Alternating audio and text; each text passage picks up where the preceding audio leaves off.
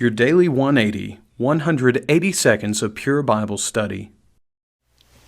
We're continuing with the prologue, John chapter 1, 1 through 18, verse number 1. Again, in the beginning was the Word, and the Word was with God, and the Word was God.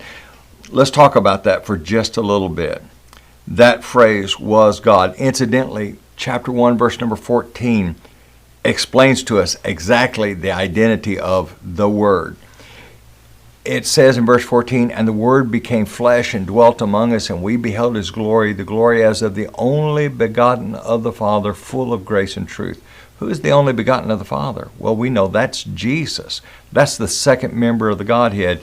Left heaven, took on flesh, and took on the character of a man, 100% man and 100% deity.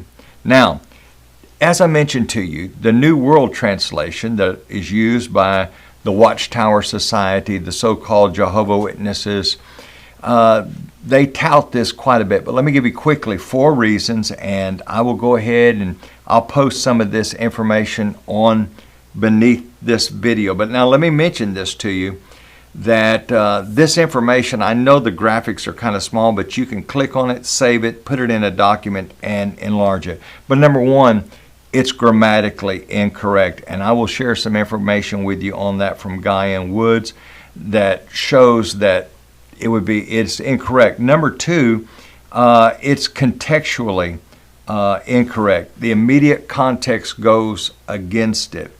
And then it ignores the greater context of Scripture. And then it goes against virtually all the scholarships of all the translations. Consider the other verses, verse number 2 and 3. There he says that all things were made through Him, and without Him nothing was made that was made. Jesus is the Creator. Now, the Jehovah's Witnesses teach that Jesus is a created being, and then He made everything. But consider again what the text says. All things were made through Him, and without Him nothing was made that was made. That would mean, according to their doctrine, that He made Himself. So their translation becomes nonsensical. Again, I pointed this out already in John chapter 8 and verse number 58. Jesus said, before Abraham was, I am.